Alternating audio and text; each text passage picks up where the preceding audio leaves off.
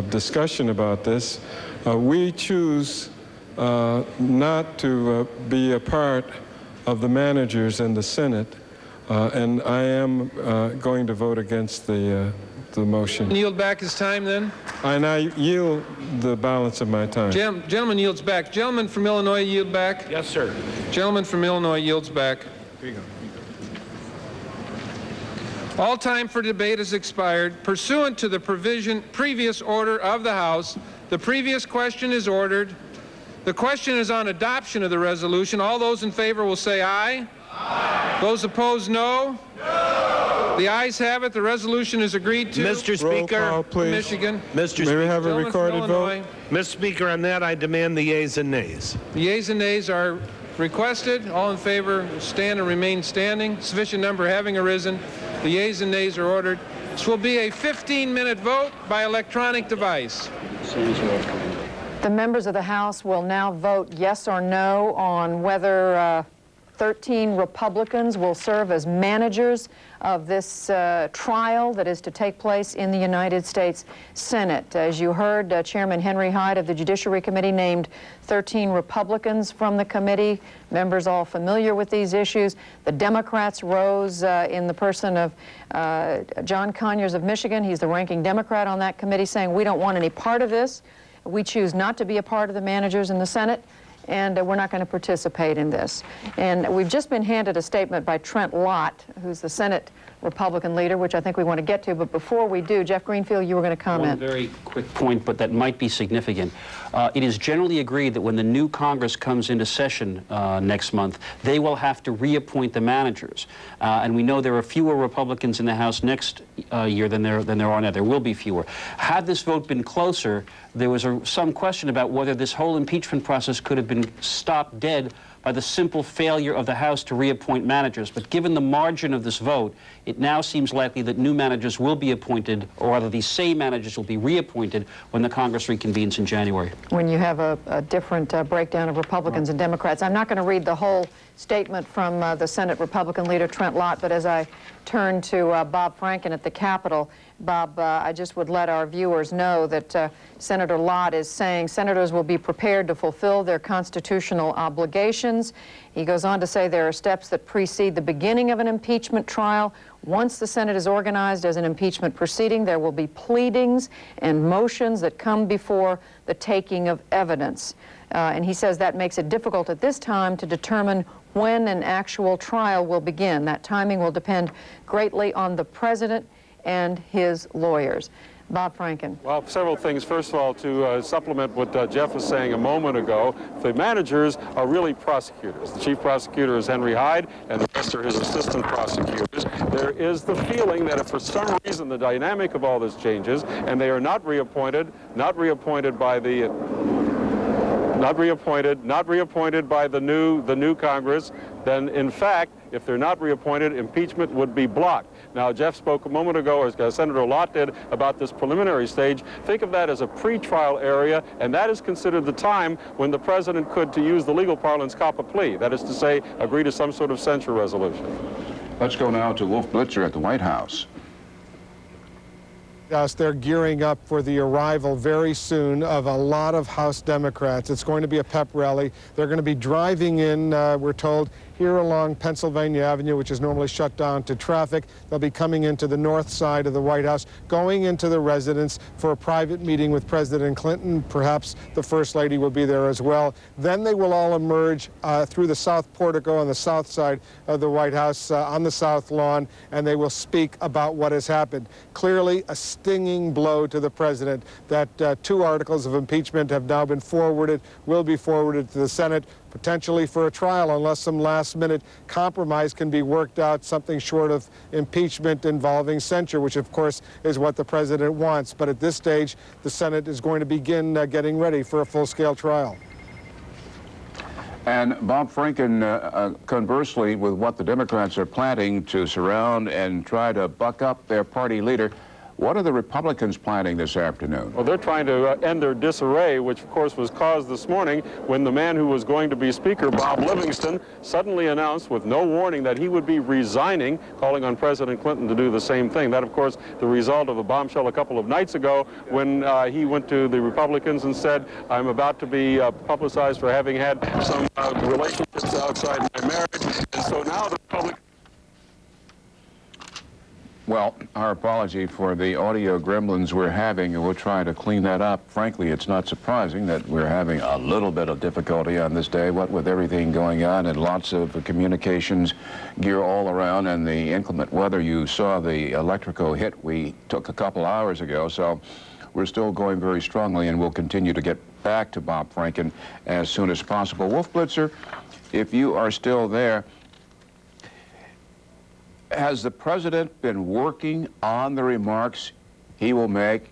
Yes, the president, of course, always gets a draft of a speech from his speechwriters, but he spends a lot of time revising them, and we will be listening very carefully to what he says. Remember, just before he left for the Middle East, which seems like a long time ago, last Friday, so it hasn't been a long time ago, only about 8 days or so ago, the president did come into the Rose Garden and make that last-minute appeal for censure, saying he would support censure, appealing against impeachment.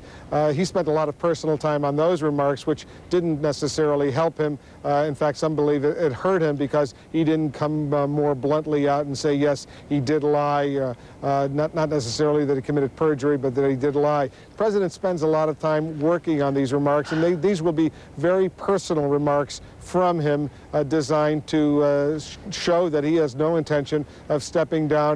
Most White House officials are convinced he will not step down. The only reason he would ever step down, some of the president's closest advisors and supporters have suggested, if at some point down the road the top Democratic leadership in the Senate were to come to him and say, Mr. President, you're going down, there's going to be a conviction in the Senate, it's a good time to resign. But at this point, that does not seem to be at all in the cards. But Wolf, with the prospect of a Senate trial, how important will be the tone of what the president says? It will be very important because the tone that he puts forward right now in the next hour or two, whenever he does emerge from this private meeting with the House Democrats, that tone will set the stage for the immediate period ahead for the White House defense. The Senate strategy, as they call it, is going to be very aggressive, and they're going to try to bring in some additional firepower. And the president's been talking with the former Senate Majority Leader George Mitchell, who's now, of course, retired, was deeply involved in negotiating the peace agreement in Northern Ireland. But the president is looking for some additional help to get him through this next crisis. Of course, Mr. Mitchell is highly respected in that body, the senior chamber, because he too was a former Senate Majority Leader. Very respected. He's got a lot of friends over there. He knows how the Senate operates. And one of the problems that the president has had in dealing with the House and the Senate, as Leon Panetta said yesterday on CNN in an interview you conducted with him, was that the president has not established those kinds of close personal connections, personal ties with many lawmakers here in Washington that normally are so essential in helping a president during this kind of crisis. We find ourselves, Wolf Blitzer and my colleagues Bernie and Jeff and Michael Gerhardt I think at a point that many of us thought we might never be at here in Washington, and that is only the second time in history a president of the United States has been impeached by a sitting Congress.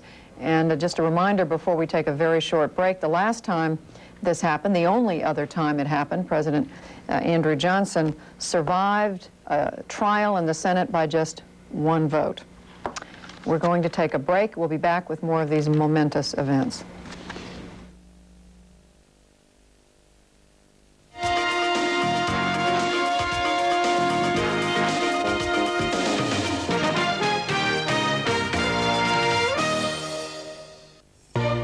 Why do I think people come to Biddle & Webb, the Birmingham auction house?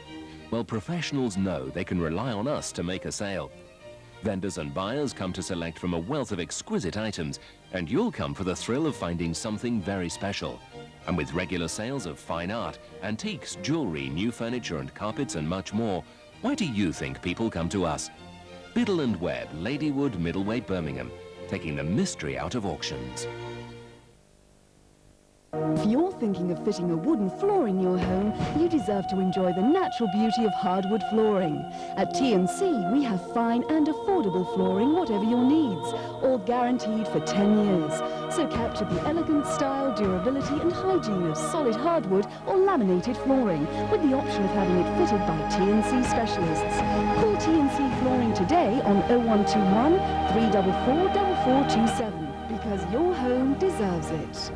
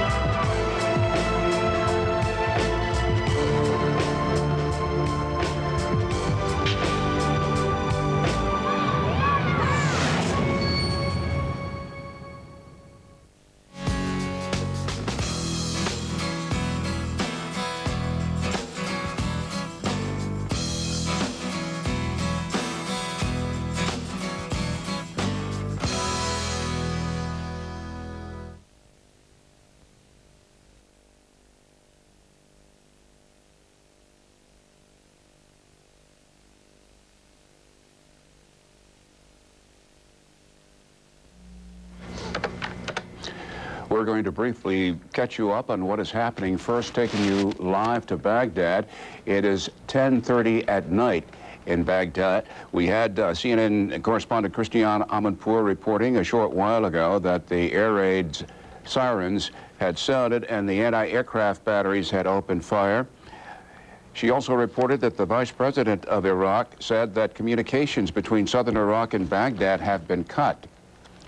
At a Pentagon briefing just concluded, Defense Secretary William Cohen said the airstrikes against Iraq were going to continue until President Clinton decides they are completed.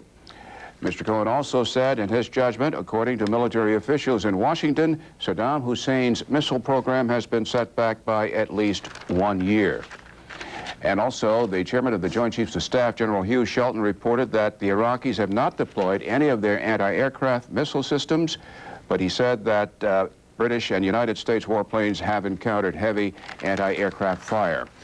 On the floor of the House of Representatives, President William Jefferson Clinton, 42nd President of the United States, was this afternoon impeached on 2 articles, Articles 1 and Article 3.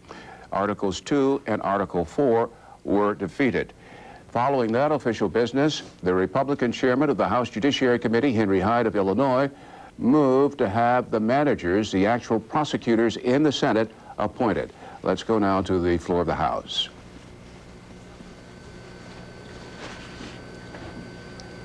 The vote continues now. It's called Resolution 614. And this is the measure that Henry Hyde proposes to name 13 Republicans who would, in effect, manage the case against President Clinton in the Senate trial. And Bernie, we should say, we're just seeing here, CNN is reporting, both White House correspondent Chris Black and others are reporting that both outgoing Speaker Newt Gingrich and Tom DeLay, who is the whip, the House whip, higher up in the Republican hierarchy in the House, are both working to round up votes to elect Illinois Republican Dennis Hastert Speaker of the House. We're quoting one Republican source as saying he's locking up votes as we speak. They're describing Dennis Hastert of the 14th District of Illinois, which is in the Chicago suburbs. He's locking up. He is a healer, a consensus builder. He can bring Republicans together and put an end to this madness. End quote. Jeff Greenfield. Just to fill in a couple of blanks, Hastert is, he's 56 years old. He's a 12-year veteran of the House. And he comes from a solidly Republican district. He got 64% of the vote the last time. When he first ran for Congress, he was seen as insufficiently conservative, but I think he earned his spurs when he helped Tom DeLay get elected as majority whip of the Republican Party. So this may be yet another memorable reason to remember this memorable day. His name actually came up during the initial search for someone to replace Newt Gingrich, but at that point, it appeared that Bob Livingston had the votes he needed, and his name surfaced and then went away almost that quickly. We want to go back briefly to the Pentagon briefing, portions of which we carried live, and then we cut back to what was happening.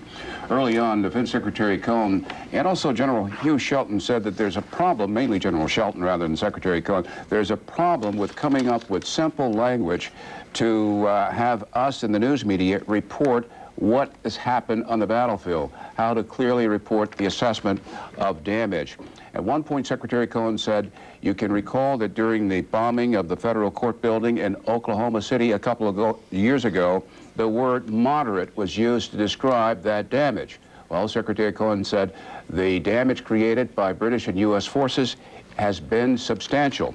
Here now is just a portion of a briefing by Admiral Tom Wilson as he talks about the subject of substantial damage and which targets were damaged. Without further ado, let's roll the camera footage. Which night is this? I think this was on night 2. This is Al Qut, F-14 GBU-12 laser-guided 1,000-pound bomb against the barracks and brigade headquarters of Republican Guard units in the Al Qut area. Second view. Those are the same barracks. Yeah, there's multiple aim points in the same barracks. That's correct. Two Probably were more. We just showed 2 here. This is An Nasiriyah, a military cable repeater station, which is an important part of the integrated air defense and command and control network. And this is an FNA-18 also firing a GBU-12. How many of these targets were struck during the Persian Gulf War? Are these all rebuilt since then, or are these struck before time? We certainly struck. Okay, that's another portion of the briefing from the Pentagon earlier this afternoon. Just to repeat, Secretary Cohen was asked a question about the duration when these airstrikes would end.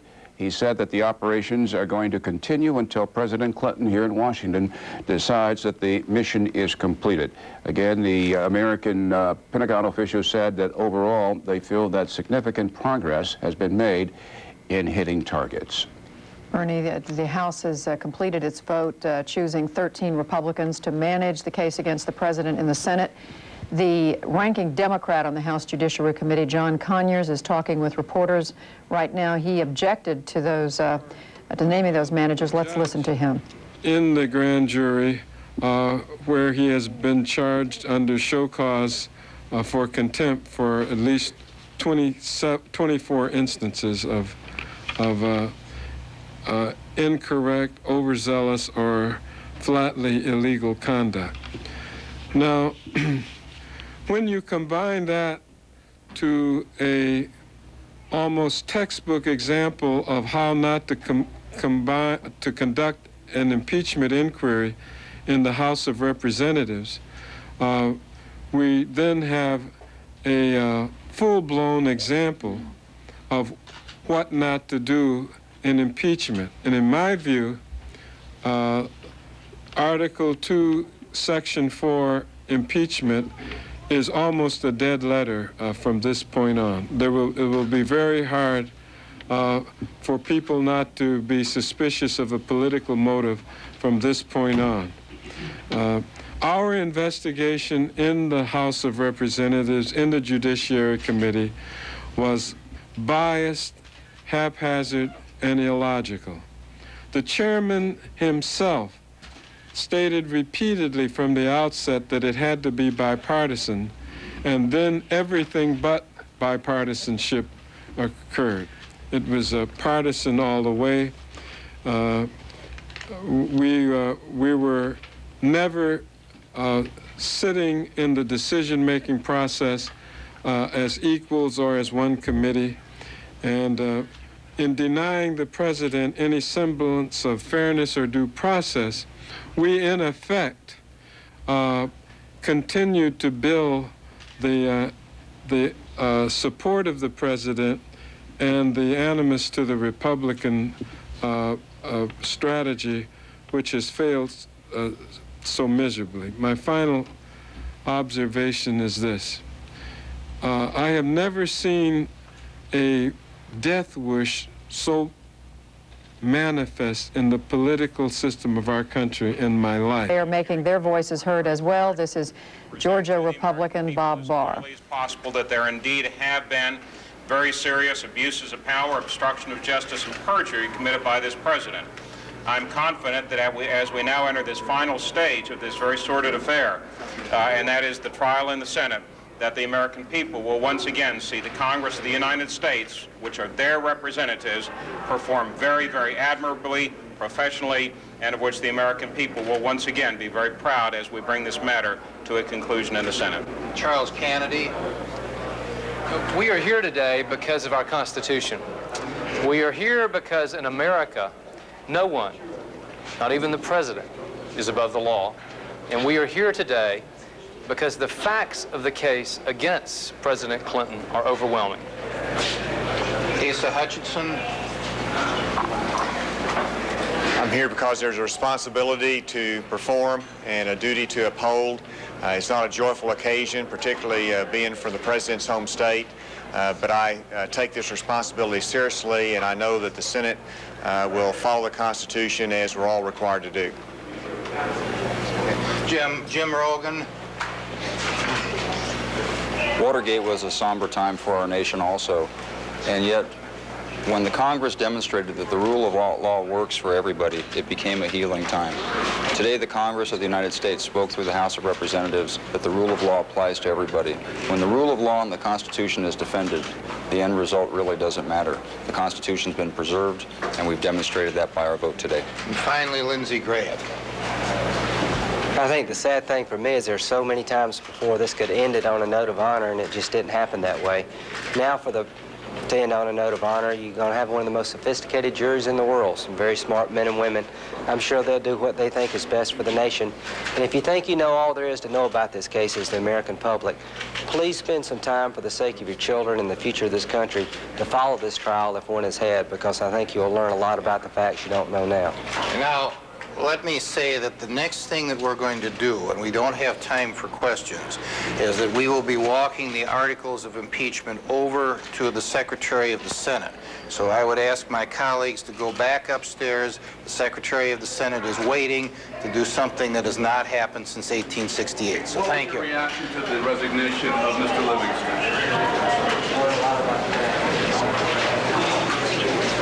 Yes. They need to stay on this platform, right? They need to stay on this. What you're seeing is a picture of some buses carrying Democratic members of the House. We were told originally it was just the House leadership, but evidently it's more than that now. Democrats from the House traveling from the Capitol all the way down Pennsylvania Avenue. I can't quite tell at this point what route they're taking, to the White House, where they will meet with the president in private, and then the group of them will step out onto, we've been told, step out into the Rose Garden, and they will make a statement. CNN's Washington Bureau Chief Frank Sesno is here with us. Frank. Judy, very interesting. As these Democrats go over to the White House, need to tell you about some of the maneuverings behind the scenes taking place among the Republicans.